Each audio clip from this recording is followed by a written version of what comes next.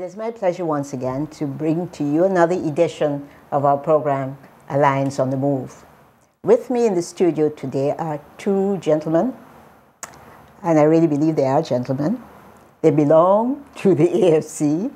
On my right is Mr. Nielsen McKenzie, who has been a long-time member of the Alliance for Change. And on my left is Mr. Fitz Ralph, who is a national executive member of the Alliance for Change.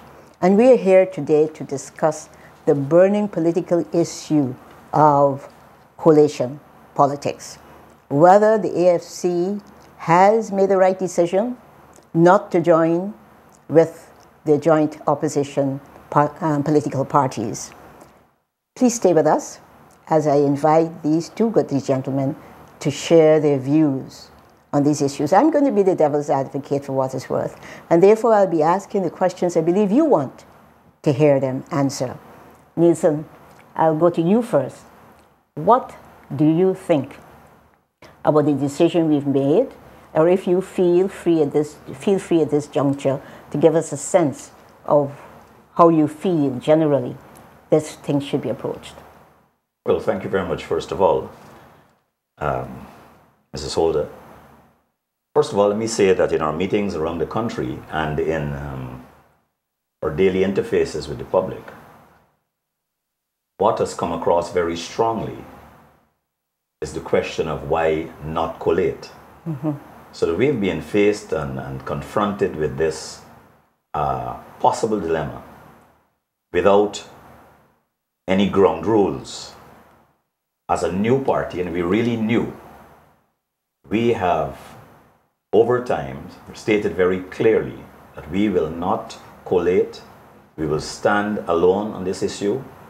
We will stand because our membership, those people who put us here in the first place, their legitimate expectations are that we will conform to those objectives which in the first place they adhered to and they found common ground with, and be able to run with those objectives and to stand clear in those objectives, which were the foundation principles of our party.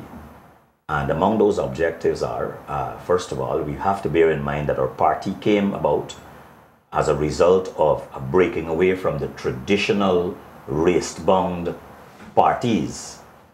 One, Sheila Holder from the WPA, Raphael Trotman from the PNC, and Kemraj Ramjatan from the PPP.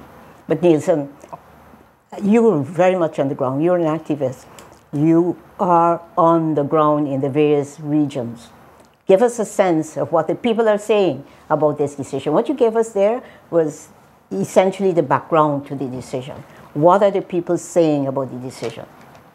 Well, a lot of our people the people we meet daily have been saying, look, first of all, initially when we started to engage people in the discourses, people said, look, the AFC wrong now, very, very wrong not to collate with JOP, with the PNC and the other parties. This is the only way we're going to remove the PPP from power and from governance. Over time, however, people, and a lot of those people who we've had meetings with, we've had discourses with, lots of those people are now cottoning on to the concepts, to the objectives of the AFC as we stand, that we are principled in our position, and we now have overwhelming support for those decisions that we have taken. Because time and time again, in Linden, in Kokwani, across the Berbice region, in the other regions, everywhere we've gone, we've clearly identified our objectives, and our support base has said to us, we are standing with you on these objectives. All right, Nielsen has given us a sense of his feel of what's taking place on the ground. I want to turn to you, Fitz. Give us your perspective. You're a national executive member. You're a man on the ground. Let's hear from you on this issue. Yes, thank you, Mrs. Holder. This indeed is a very, very sensitive issue that engages those persons who have political interests in the future of this country.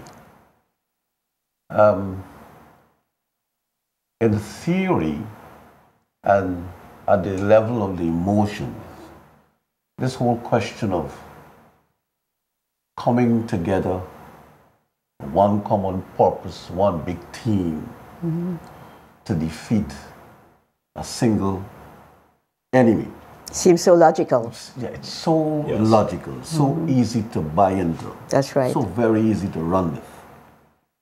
But political experience would teach us that, as they say, one and one isn't always two, you know, in terms of political reality.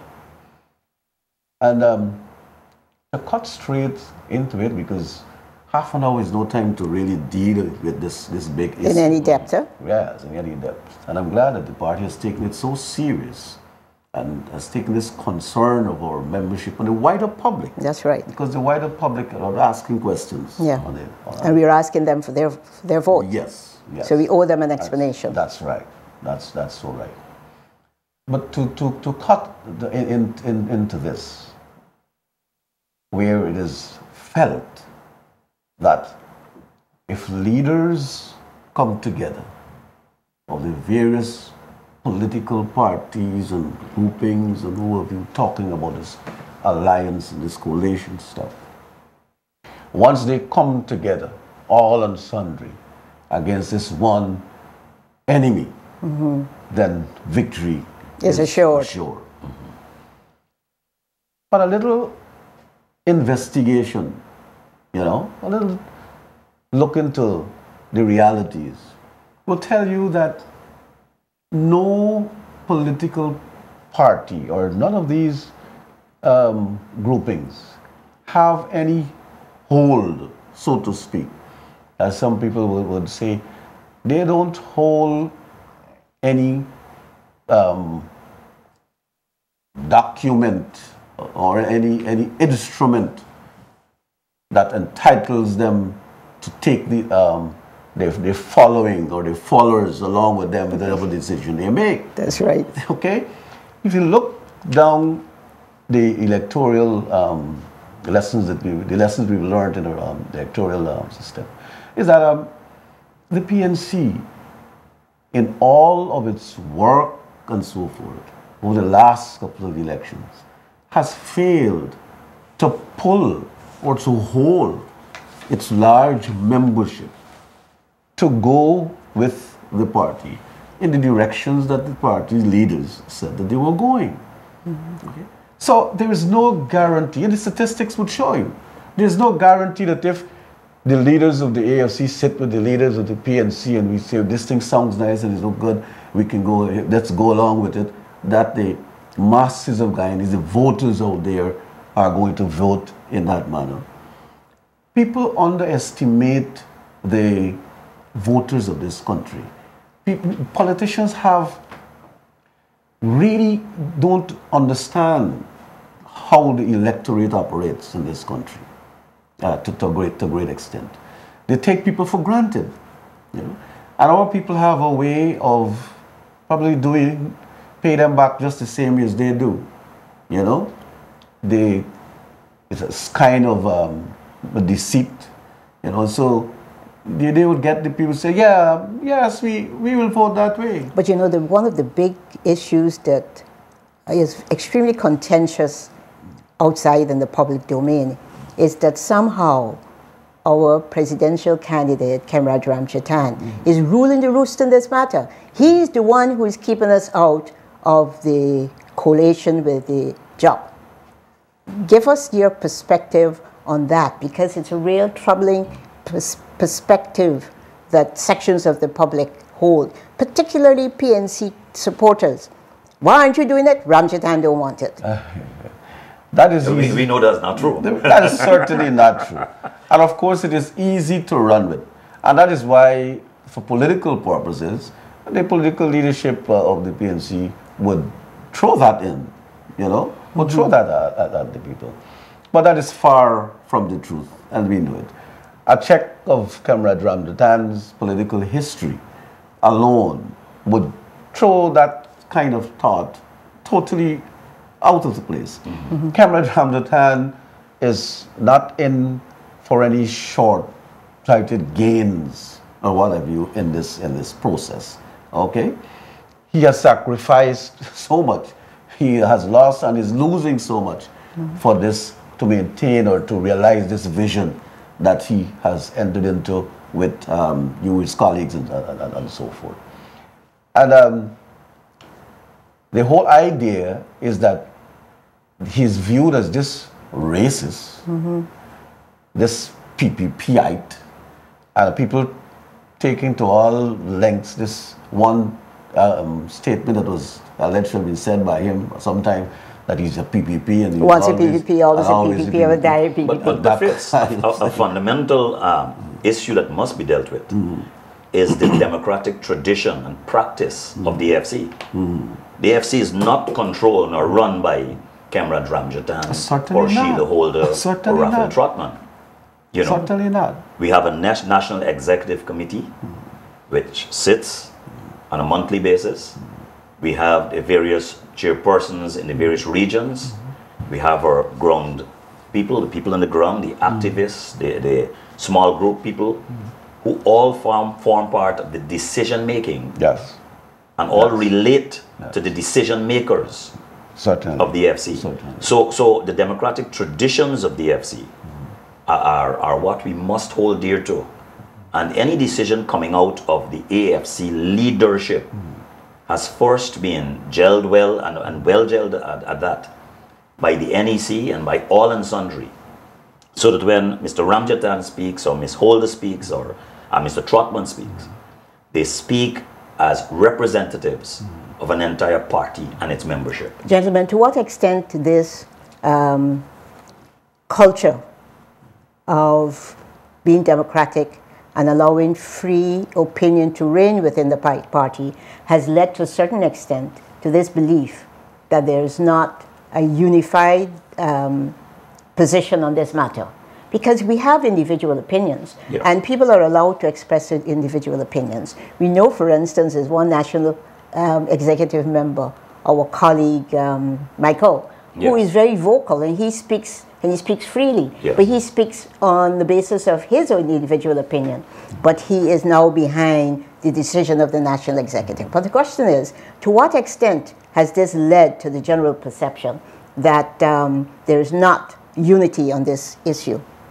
But again, it is because of the way that persons who are not really associated with the AFC, who have benefited from this culture within the AFC of being free to express yourself, okay?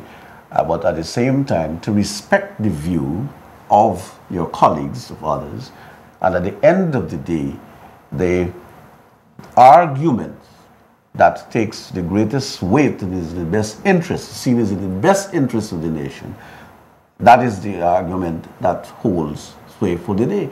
And everyone and sundry takes that perspective, takes that view, and backs that position. Okay? Because I was making a reference to where Kemraj made a statement about always he was PPP and all that. I have said, and other persons who have come from the PNC have made that comment, that I have been a PNC. I consider myself a Barnumite. I'm always a PNC and all of that. But that does not mean that I am going to go back to the PNC for every little disturbance that may arise, as the case may be. It has to do, and being honest with yourself, of where you've come from, your political orientation, your beliefs. Kemraj has been a student of Teddy Jagan. Yeah. Right? He believed in what Teddy said. So to say that he's being a PPP and always a PPP, that is his honest, his diehard feeling. At that point in time. Yes. At that point in time. Why he has left is in recognition that what obtains today as the PPP is not what the man that he admired, that he worked for, stood for. And so this is a completely different story. Yeah, they will say that he didn't leave, he got kicked out. Well, a very significant thing is, the other thing you could add to that, Fitz, is the fact that over the years of our association with Kemrat Ramchatan, with Raphael Trotman, with Sheila Holder, and with so many other significant leaders of the FC, they have demonstrated levels of integrity, fairness, transparency, accountability, and good governance that speaks well of the future of the FC and the future of Guyana. Certainly. Gentlemen, I want us to turn to the issue of race because this must feature prominently in this discourse. You know, we have been a divided society since the split between Burnham and Jagan in the 50s. Give us a sense of what we hope to achieve in this new entity called Alliance for Change, given that reality and what it has caused us to suffer over the decades. But that very reality is one of the important reasons that holds the AFC from going the route of alliances as the PNC would have us do. This very question of the race impacts, the dynamics of the racial problem. The worst thing that could have happened to Guyana in the anti-colonial struggle was the separation between Jagan and Burnham. That was the worst thing that could have happened to us.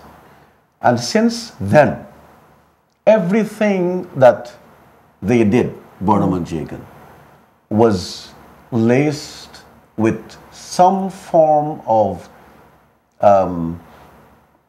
feelings, some sort of thoughts of a racial need to keep their specific grouping intact. And there was always this war between the two bases, the Burnham's base and Jagan's base. People trying to hold on to their constituencies. That's right. At all costs. Right. At all costs. At all costs. And using the race card to do it. This is where the AFC differs. Yeah. Because we don't have that kind of constituency. But that is what primarily, one of the things that has brought the AFC and has placed the AFC such a far distance ahead of those two the older political parties. But is it really realistic at this point in time of our history, with the record of the PPP dividing the country even further, is it really realistic for the AFC to continue to have this objective of bridging the racial divide and persuading people across the race to vote for the AFC? Is it a realistic expectation? I would say straight up, yes. It's realistic. Why? Because it's the only way forward for Guyana. We've seen our growth in this country stymied and our progress seriously hindered by all sorts of poor levels of cooperation, poor accountability, increased corruption right across the line. And it boils down lots of times to levels of discrimination, alienation, racial overtures and undertures. And you know what is interesting in Guyana is that we sometimes try to play it down or play it away as if it doesn't exist. But we have confronted this issue. We believe that the way forward is the way for multiracialism, is the way for cooperation and respect among and between the races, is the way for good governance by all and sundry, for all and sundry. Okay. And that's the way forward. And that's why I believe strongly that the AFC's mandate, the AFC's decision, the AFC's choice about going alone to bring about a healing and reconciliation in the racial divide, to promote good governance, to promote effective governance, to promote responsible governance for all Guyanese is pivotal. I support that. I believe strongly that it is realistic. It is a realistic objective. Because over the years, again, because of this continuous fight between the PNC and the PPP, it boils down eventually to a racial war. All kinds of political tactics and strategies being brought into play. For every even economic project that is put in place, there is always some racial connotation to it. Look, recently, the Berbice Bridge, this last project, there is so much race talk into what has gone into the final decision of moving that bridge from where it originally was to have been placed into New Amsterdam, which would have given so much life to that community. Yeah. All right? And placing it where it is now. And New Amsterdam, as a lot of the business people are telling you now, the community there is dying. Is dying. Is dying. Okay? Hundreds of thousands of Guyanese have walked away from both the PNC and the PPP. Being the devil's over the advocate years. here, Fitz. Let me be the devil's advocate again. Because I can hear the people out there saying, but the last time you got no Indian votes. What make you think you can get Indian votes this time around? You guys are on the wrong. Answer the question. Well, let me see. My thought on this is that, look, the PNC had begun to lose its support base with the arrival of the WPA. The WPA rocked the PNC's support base. Afro-Guyanese, since then, had begun this process of thinking outside of the box. It is alleged that it has not been so with our Indian brothers and sisters. But my walking on the ground, on the East Coast corridor, the West Coast corridor, all our Indian communities in the Esquibo Coast, the islands, what I have seen with my own eyes, what I have discussed and heard from our Indian brothers and sisters, tells me that this time is not, as they say, a long time. People are very conscious about it because they've recognized that what is happening is not just a racial thing. Something has to be written about what this racism in Guyana. It's a different kind of thing because it is clouded in a whole scheme of classist activities and philosophies. It's more classism because you have the rich Africans in bed with the rich Indians in this country, and they don't have any problem about race there. Okay, they don't have any problem about race there. But what they do, the decisions that are made at the level of government affects Indians and Africans, Amerindians and everyone equally. And so people have come to recognize that this thing is not as a racial thing in its typical racial story. You've got to think out of the box. It's wider than that. Of course, the other thing is the mass of Indian people in this country are nearly just as affected as the mass of African people and Amerindian people even more by the same sorts of issues, the same electricity problems, the same water woes, the same crime and insecurity problems, the same joblessness, the same hopelessness, the same levels of lawlessness and corruption. It affects the Indian population in very much the same way it affects the African population. And we have, in our travels across this country, being educating our Indian brothers, opening their eyes to the reality that this is not the time to think inside of the box, as you accurately said. This is the time. And by the way, there's a wind of change across this world. People are waking up to the reality and demanding good and accountable governance. And we are saying to our Indian brothers, because we are aware that quite a lot of them are opening their eyes and recognizing that there is a common factor. And the common factor is we are bound together as Guyanese, and we must forge our destiny and our alliances as Guyanese to demand good governance. And this is what we are not getting. And as a consequence of that, we know that our Indian brothers this time around, because there are some of them who came aboard, not by the thousands, but they did come aboard.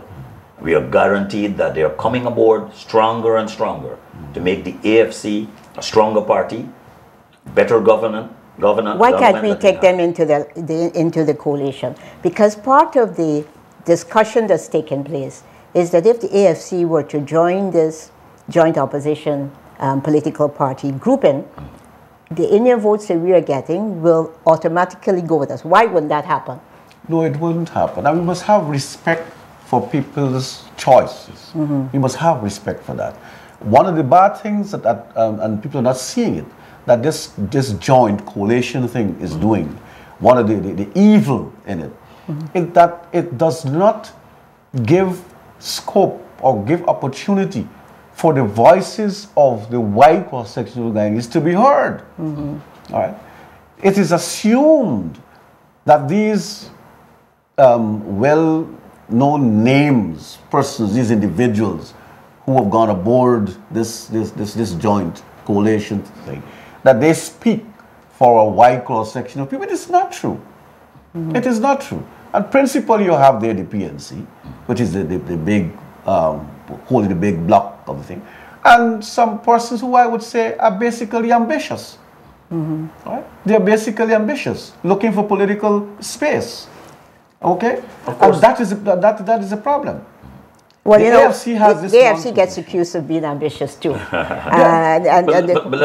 Ambition. I always hold ambition without integrity. Is the road to corruption. Precisely. But let's deal with really serious here.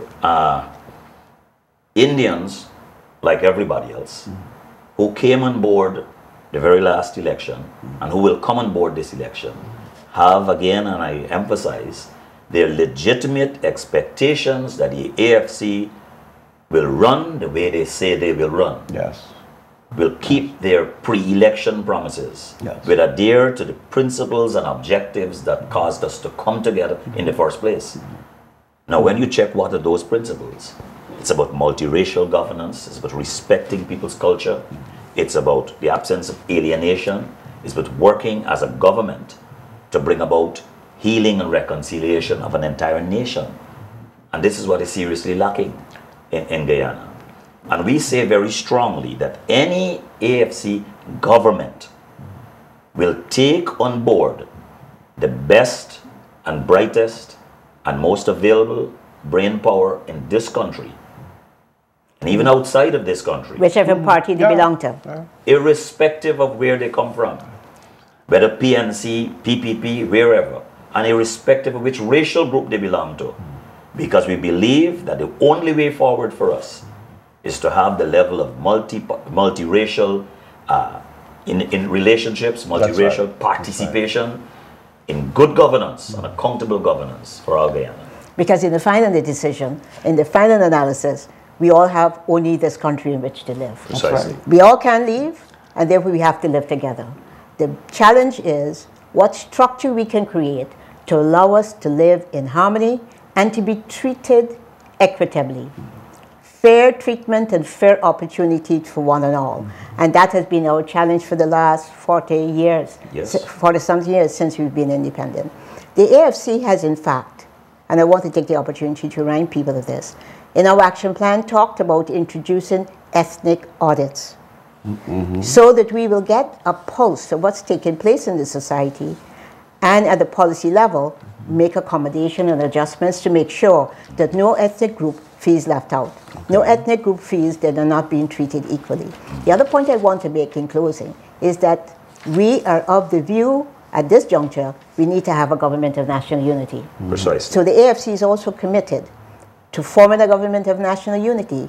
Whether we win the elections or we hold the balance of power, we will influence the coming together of the political forces to bring peace and harmony into this country.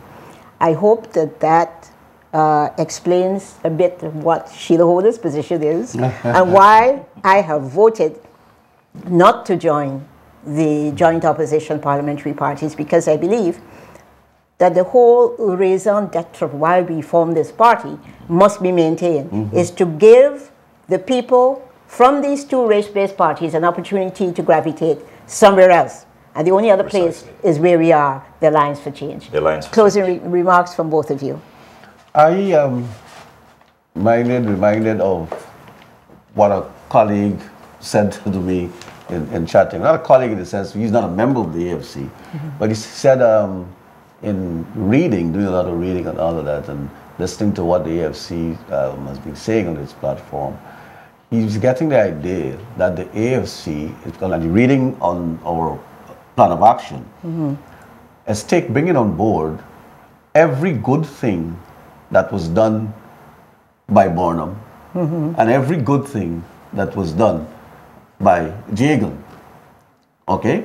I haven't thrown the past Everything. away. The baby And so we in the came up bathwater. with this idea that AFC is aiding Forbes and Chetty. Aided forms of Chetty.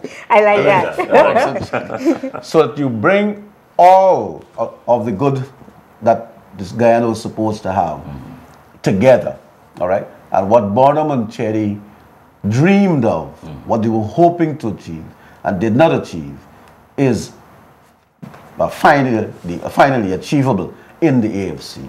Beautiful. Aiding Forbes and Chetty. A comment from you. I want to quote quickly from Martin Carter, borrow a little quote. He said, ours is a war. And really, as Guyanese, a war is not just against drugs and crime and the levels of violence. It's against ignorance. It's against the racial pattern of voting. It's against the blindness and maliciousness that has plagued our society for so long. It's against the levels of segregation that have led us down this path of hopelessness. We will win, we can win, and we must win with DFC. That's right. Thank you very much.